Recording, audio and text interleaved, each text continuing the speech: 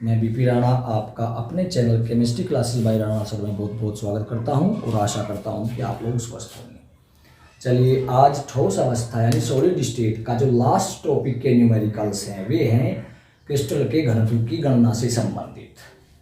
और क्रिस्टल का घनत्व कैसे ज्ञात करते हैं इसकी वीडियो में अभी 2 दिन पहले डाल चुका हूं, तो आप यूट्यूब पर जा करके उसको भी देख सकते हैं। तो क्रिस्टल का घनत्व आया था बच्चों D बराबर Z गुणा M अपॉन A क्यूब गुणा NA, या D बराबर Z गुणा M into A cube into 10 की घात -30 गुणा NA। अब ये 2 फॉर्मूले क्यों अप्लाई किए जा रहे हैं, सबसे पहला कारण यही समझे आप लोग। अगर हमें क्रिस्टल की जो यूनिट सेल है उसकी कोर लंबाई यानी किनारे की लंबाई सेंटीमीटर में दी गई हो तो घनत्व का फॉर्मूला लगाएंगे ये, और अगर पिकोमीटर में दी गई हो तो फॉर्मूला लगाएंगे ये। बस ये ध्यान रखना है, अगर सेंटीमीटर में है तो A क्यूब गुणा NA, और अगर पिकोमीटर में है तो A क्यूब गुणा 10 की घात -30 गुणा NA। इस फॉर्मूले में कौन क्या है वो मैंने यहाँ पे डिस्क्रिप्शन दे दिया है, देखिए यहाँ पर। तो D क्या है इसमें, डेंसिटी ऑफ क्रिस्टल यानी क्रिस्टल का घनत्व। Z क्या है, घटक कणों की संख्या। A क्या है, यूनिट सेल की कोर या किनारे या भुजा की लंबाई यानी एज लंबाई कहते हैं जिसको। M क्या है, वो यौगिक है तो उसका अनुभार हो सकता है या फिर परमाणु भार। Na एवोगैड्रो संख्या है जिसका मान आपको 6.022 × 10⁻23 लेना होता है। इन न्यूमेरिकल्स में ये ध्यान रखें कि कई न्यूमेरिकल्स ऐसे आएंगे जिनमें आपको Z इसका एवोगैड्रो संख्या का मान नहीं दिया होगा, तो उस कंडीशन में एवोगैड्रो संख्या का मान आप अपने आप से रखेंगे 6.022 × 10⁻23। और अब पहला न्यूमेरिकल देख लेते हैं जी। पहला न्यूमेरिकल क्या है,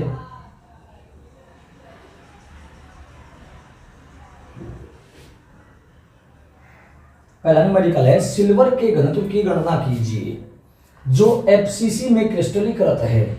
समीपवर्ती परमाणुओं के बीच की दूरी 287 पिकोमीटर है। जब पिकोमीटर आ गया तो आप ध्यान रखें फॉर्मूला 10 की घात -30 वाला अप्लाई करेंगे है। न्यूमेरिकल में दिया गया है Ag का परमाणु द्रव्यमान 107.87 और एवोगैड्रो संख्या का मान ये दिया गया है। इसमें आपको स्पष्ट रूप से भुजा की लंबाई नहीं दी गई है, लेकिन जो दिया गया है वो देखिए FCC में घटक कण कितने होते हैं जी, 4। आपको मैंने इसकी वीडियो भी मैंने पहले बना के डाल चुका हूं कि किसी भी क्रिस्टल या यूनिट सेल में जो कॉन्स्टिट्यूएंट पार्टिकल होते हैं, जो घटक कण होते हैं, वे कैसे फाइंड किए जाते हैं, तो उसको भी आप यूट्यूब चैनल पर जा करके देख सकते हैं। तो एक तो ये बता दिया कि FCC है तो FCC के लिए Z बराबर 4, और अगर नहीं होता तो मैं उसके लिए बता भी देता हूँ। FCC वे सेल्स होती हैं जिनमें जो कॉन्स्टिट्यूएंट पार्टिकल होते हैं कॉर्नर पर होते हैं और जितने भी 6 फेस होते हैं उन पर होते हैं। तो उसके लिए आप जानते हैं कि NC जब कॉर्नर पर है तो NC = 8, एज पर कोई भी पार्टिकल नहीं है देन 0, फेस पर पार्टिकल कितने हैं आपके 6, और एंटायर बॉडी में यानी अंतः केंद्र में कितने पार्टिकल हैं आपके 0। Z फॉर्मूला होता है NC/8 plus NE/4 plus NF/2 plus NB/1। ये वैल्यू रख देंगे NC की वैल्यू, क्योंकि FCC है तो 8 कोनों पर हैं और 6 फलकों पर हैं, तो 8/8 प्लस 0/4 प्लस 6/2 प्लस 0/1। तो 8 से 8 को डिवाइड किया 1, 0 प्लस 3 प्लस 0 यानी टोटल पार्टिकल आए आपके 4। यहाँ पे आप डायरेक्ट भी लिख सकते हैं, ये सारा काम ना करके, या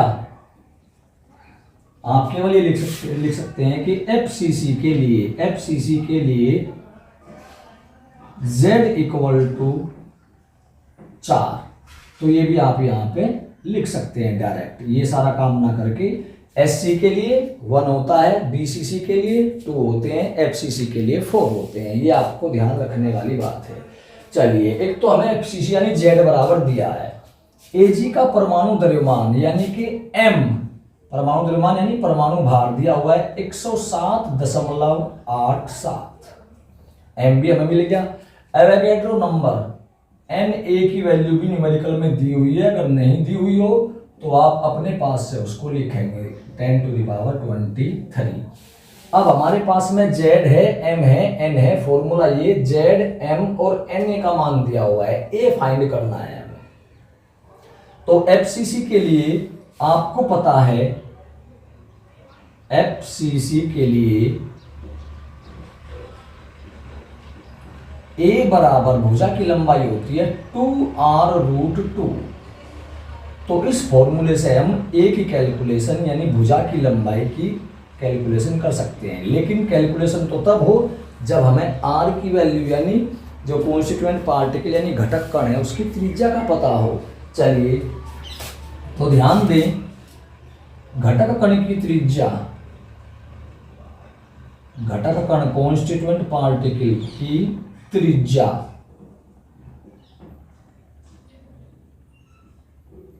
r बराबर होती है आपकी समीपवर्ती परमाणुओं के बीच की दूरी बटे 2। जो समीपवर्ती परमाणु दिए गए हैं उनके बटे 2। ये फॉर्मूला इस सवाल में ही लगेगा, सभी सवालों में नहीं लगता। समीपवर्ती परमाणुओं के बीच की दूरी, परमाणुओं के बीच की दूरी बटे 2। बस ये ध्यान रखना है, केवल इसी सवाल के लिए है ये। घटक कण की त्रिज्या r बराबर होगी समीपवर्ती परमाणुओं के बीच की दूरी बटे 2, और समीपवर्ती परमाणुओं के बीच की दूरी दी गई है 287 पिकोमीटर।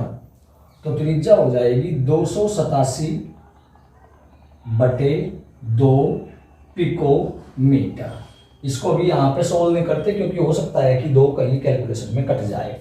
तो अब हमारे पास में r भी है, r से हम a निकाल लेंगे क्योंकि a बराबर FCC के लिए भी बताया मैंने 2r√2।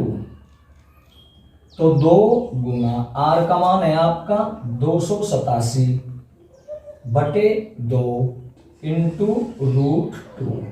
ये 2 से 2 यहाँ पे कैंसिल हो गया, तो a की वैल्यू आई आपकी 287√2 सेंटीमीटर, सॉरी पिकोमीटर। इसको भी अभी सोल्व नहीं करते, आगे जाके सोल्व कर लेंगे। तो अब हमारे पास में a भी आ गया जी, m भी आ गया, z भी आ गया और Na का मान भी आ गया। तो अब पिकोमीटर में है तो फॉर्मूला ही अप्लाई करेंगे। तो देख लो, मैं आ भी रहा है क्या पूरा? हाँ जी पूरा आ रहा है।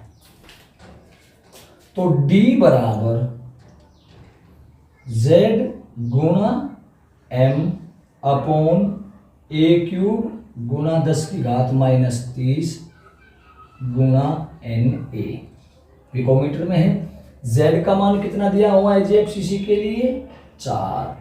परमाणु भार दिया है 107.87 बटे a³ a कितनी आई हमारी 287.2 तो 287√2 की क्यूब गुणा 10⁻³ और गुणा Na की वैल्यू आपको अपने पास से रखनी पड़ेगी कितनी? 6.022 गुणा 10⁻23। यहीं से थोड़ा थोड़ा सवाल को सॉल्यूशन करना शुरू करें। तो ये 10⁻23 है, 10⁻³ है तो 10⁻7 रह जाएंगे। चलिए तो 4 गुणा 107.87 बटे 287√2 का क्यूब हो जाएगा 287 की क्यूब इंटू 2√2। √2 का जब क्यूब करेंगे तो 2√2 आ जाएगा गुणा 6.022 गुणा 10⁻7। अब ये जो घातें हैं 10⁻7 ऊपर जाकर ये प्लस की हो जाएंगी और 2 से डिवाइड कर दो 4 को, तो ये आ गया आपका 2। इसकी मल्टीप्लाई भी कर लेते हैं साथ में। तो 2 × 7 = 14, 2 × 8 = 16, 17, 2 सते 14 और एक 15, 2 0 0, 2 एकम 2, यानी ये आ गया आपका 205.74। घात ऊपर ले गए तो हो गई 10 की घात 7 बटे, अब रह गया 287 की घात 3 गुना √2 गुना 6.022। अब ये रह गया आपका, इसको आप 287 का क्यूब कर सकते हैं। आशा करता हूँ कि आप लोग इसका क्यूब कर लेंगे। √2 का मान रख देंगे 1.414 और इसका गुना भाग आप कर सकते हैं। तो जब इसको आप डिवाइड करके लिखोगे तो ये आ जाएगा लगभग 10.72 कह लीजिए ग्राम प्रति सेंटीमीटर क्यूब। अब आप ये कहेंगे कि वो तो आपका पिकोमीटर में दिया गया है। देखिए हमने सेंटीमीटर को पिकोमीटर में बदला है। सेंटीमीटर तो ज्यों का त्यों रहेगा, सेंटीमीटर को हमने उसका पिकोमीटर बना लिया, तो यूनिट तो ग्राम पर सेंटीमीटर क्यूब ही रखी जाएगी ना। तो कुल मिलाकर के इस प्रकार न्यूमेरिकल करना है। दोबारा समझ लेंगे। सिल्वर की घनत्व की गणना कीजिए जो एफसीसी में क्रिस्टलीकृत है। समीपवर्ती परमाणुओं के बीच की दूरी 287 पिकोमीटर है। Ag का परमाणु द्रव्यमान ये दिया है, अवैध संख्या ये दी है, यानी ये तो दे दिया हमें आपका m, ये दे दिया Na। एफसीसी है तो z का मान आप आंख बंद करके लिख सकते हैं, z = 4। अब रह गया हमारा कैलकुलेट करना a की हमें आवश्यकता है, केवल a की।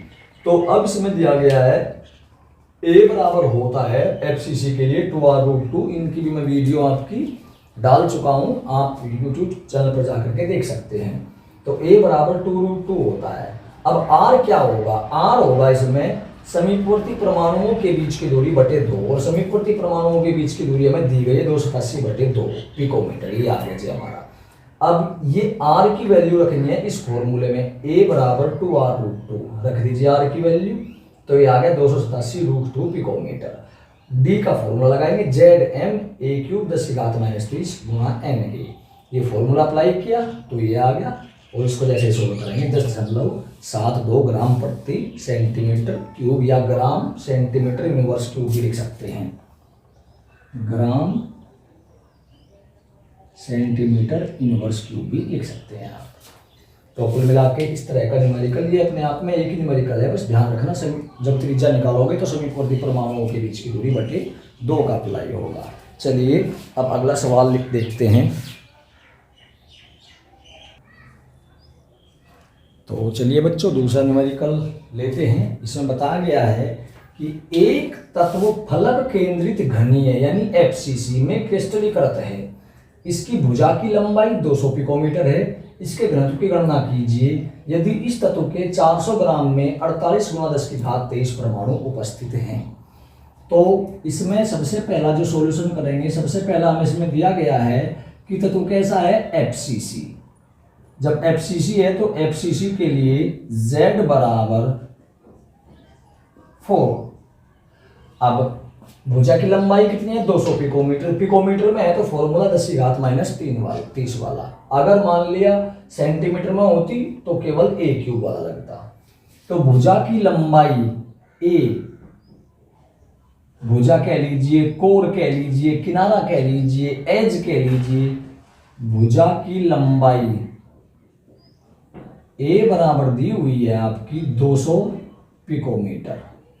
ज्ञात करना है घनत्व यानी कि d हमें ज्ञात करना है जी, घनत्व ज्ञात करना है।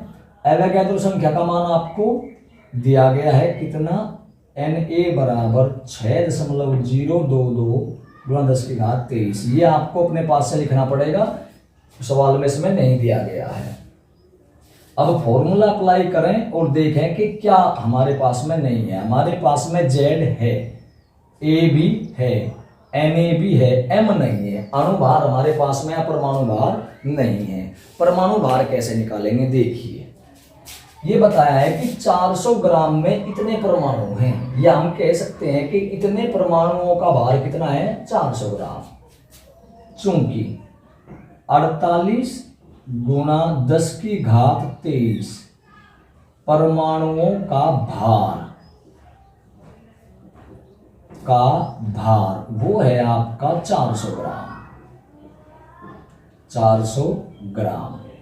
तो हम ज्ञात करेंगे कि 6.022 गुणा 10 की घात 23 परमाणुओं का भार कितना होगा। तो वो होगा आपका 400 गुणा 6.022 गुणा 10 की घात 23 और बटे 48 गुणा 10 की घात 23।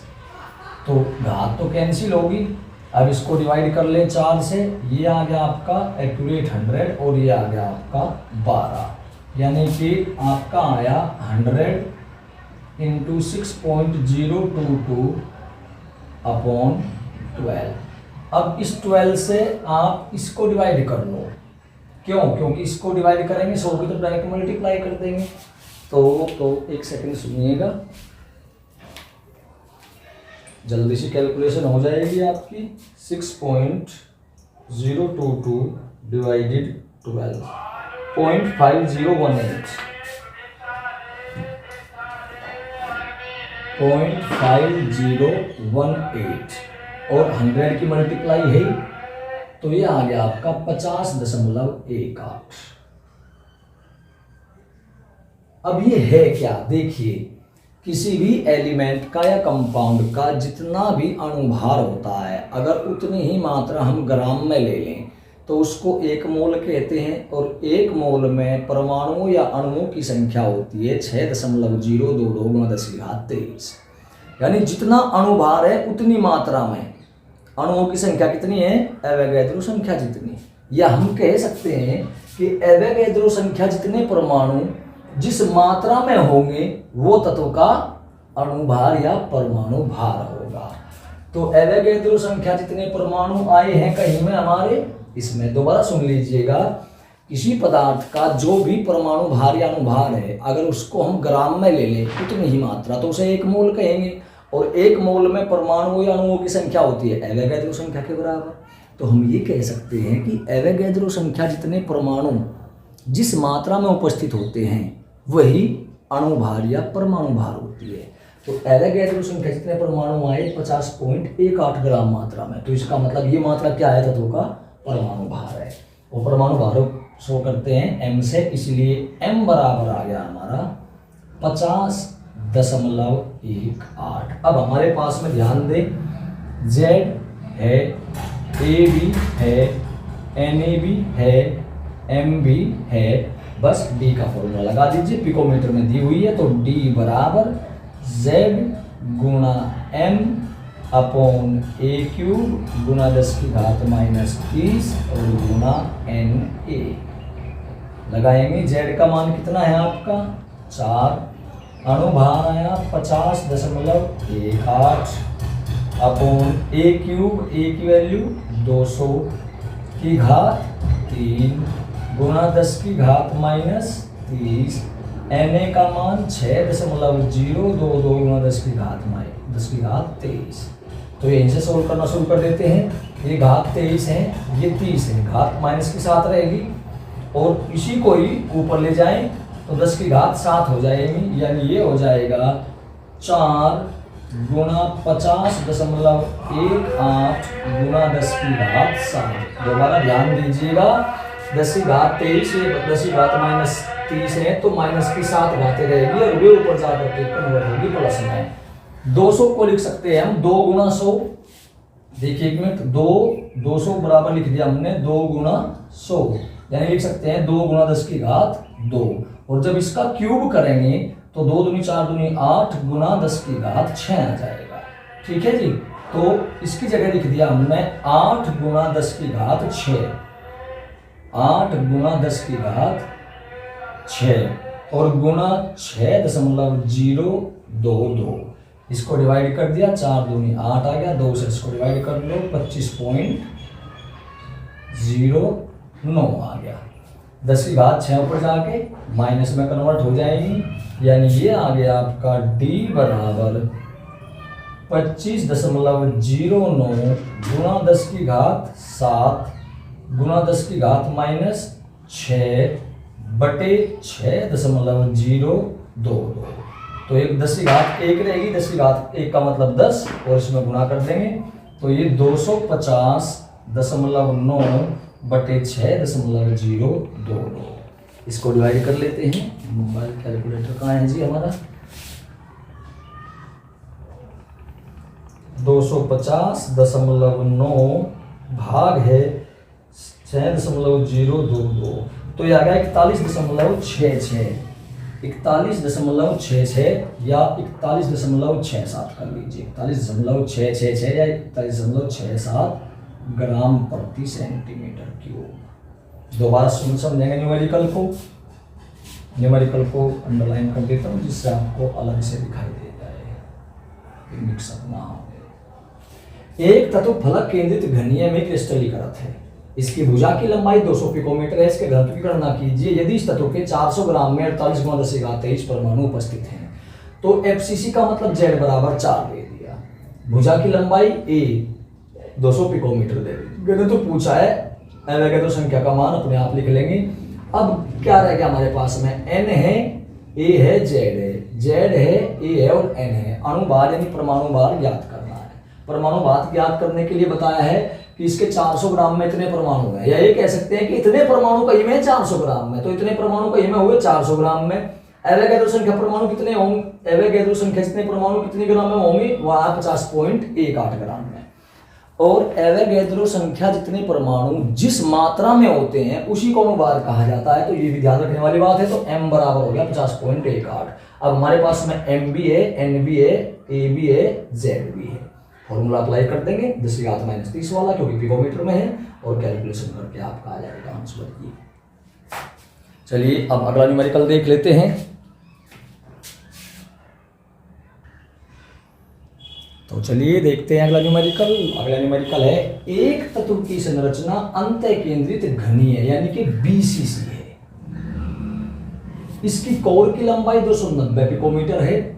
यदि तत्व का घनत्व 6.8 ग्राम प्रति सेंटीमीटर क्यूब हो तो तत्व के 200 ग्राम में परमाणुओं की संख्या ज्ञात कीजिए। देखते हैं जी, कोर की लंबाई दी हुई है आपको 290 पिकोमीटर, घनत्व दिया है आपको 6.8 सेंटीमीटर क्यूब, और साथ में दिया गया है तत्व कैसा है? BCC। तो इससे आप जानकारी क्या क्या लेंगे, देखिएगा सॉल्यूशन। तत्व कैसा है? BCC, और BCC के लिए 4BCC के लिए Z बराबर आप जानते हैं कितने होते हैं? कणों की संख्या बराबर 2। मैंने आपको पहले बताया था SC के लिए यानी SCC के लिए 1, BCC के लिए 2, FCC के लिए 4 पार्टिकल होते हैं। तो Z बराबर 2।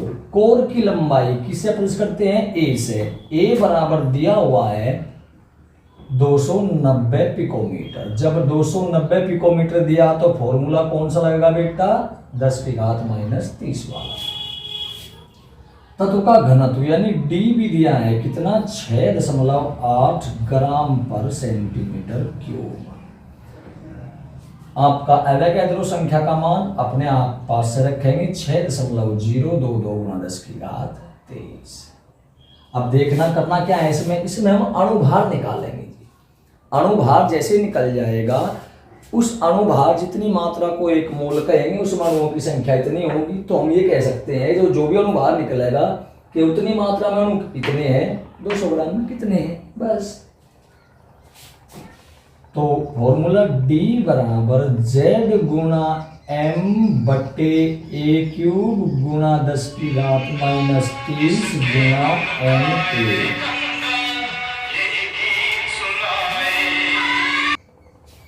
तो D बराबर Z गुणा m, ये फॉर्मूला अप्लाई करेंगे।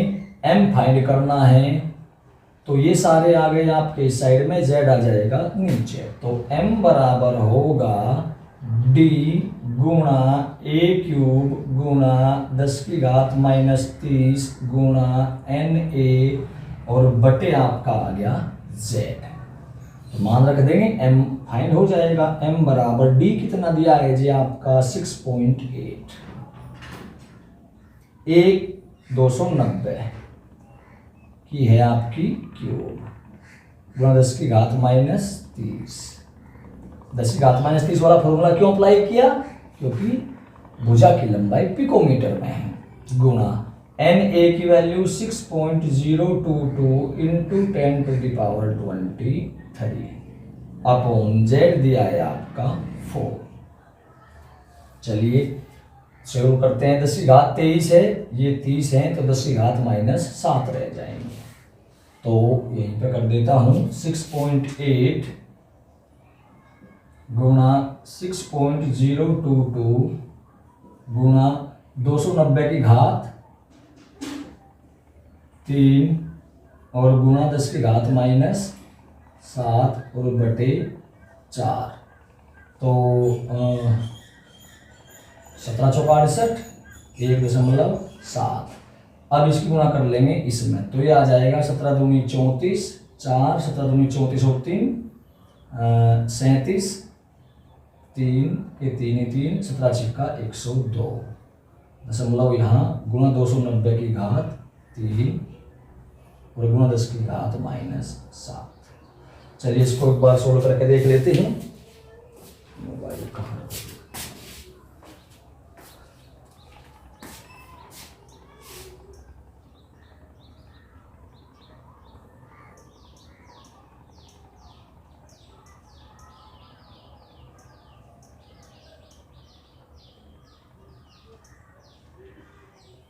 102.374। काफी बड़ी संख्या आ गई है।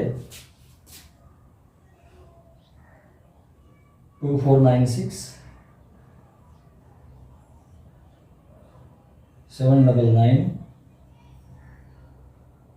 486 इंटू 10⁻⁻7। अब 7 की घात खत्म करो, 1 2 3 4 5 6 7, तो ये आ गया आपका 249.6 ग्राम, 249.6 सॉरी ग्राम पर मोल, केवल ये इतने रखा दो। चलिए तो ये कैलकुलेशन देखिए, अगर आप न्यूमेरिकल को यहाँ तक भी करके छोड़ के आ जाएंगे तो भी आपको नंबर वो देगा आपका, ठीक है ना। अरे 1.7 मल्टीप्लाई की थी, नहीं की थी, नहीं भैया 1 मिनट हो जाइएगा, 1.7 हो रह गया गुणा 1.7 तो 4244।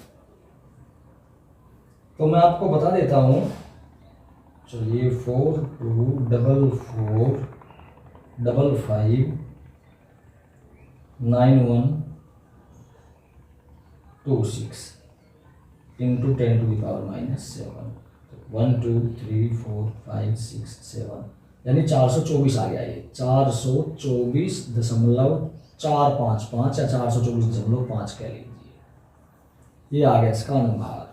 और जितना अनुभार होता है उतनी ही मात्रा अगर ग्राम में ले लें तो उसे कहते हैं 1 मोल, और 1 मोल में अणुओं की संख्या होती है एवोगैड्रो संख्या जितनी। तो हम कह सकते हैं कि 424.5 ग्राम में परमाणु या अणु, क्योंकि सवाल में परमाणु है तो परमाणु लिख लेंगे, परमाणु होंगे आपके 6.022 गुणा 10 की घात 23। तो कितना दिया है, 200 ग्राम में पूछा है, 200 ग्राम में परमाणु बराबर 6.022 गुणा 10 की घात 23 गुणा 200 और बटे 424.5। चलिएगा इनको आप 200 में से 2 हटा लो, 2 की गुणा समय कर लो और घाते 10 की घात 25 कर लो, तो ये आ गया आपका 2 दूनी 4 2 दूनी 4 2 0 0 2 छिकी 12 और गुणा 10 की घात 25 और बटे 424.5। इसको भी कैलकुलेट करके देख लेते हैं।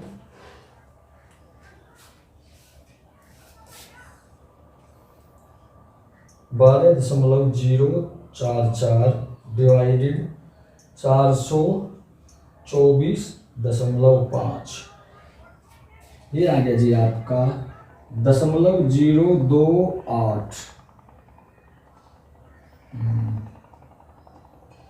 3 7 गुणा 10 की घात 25 अब इसको कर लेंगे 2.837 गुना 10⁻23। तो कुल मिला करके उसमें कितने परमाणु होंगे।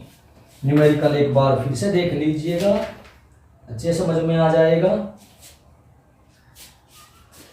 गुना भाग ऐसा हो सकता है कहीं कैलकुलेशन में थोड़ी बहुत प्रॉब्लम हो जाए तो उसको कैलकुलेट कर लीजिएगा अच्छे से।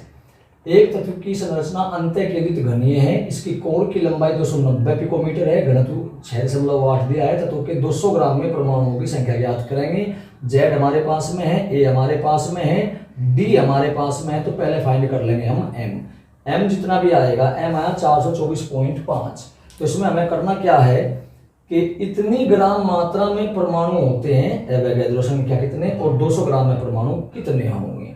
तो कैलकुलेशन करके आंसर आ जाएगा आपका 2.837। तो आशा करता हूं कि आपको ये न्यूमेरिकल की जो वीडियो है वो पसंद आई होगी। अगर वीडियो अच्छी लगे तो वीडियो को लाइक और शेयर जरूर कीजिए और मेरे channel chemistry classes bye Rana sir को सब्सक्राइब करना न भूलें। धन्यवाद। जय हिंद, जय भारत।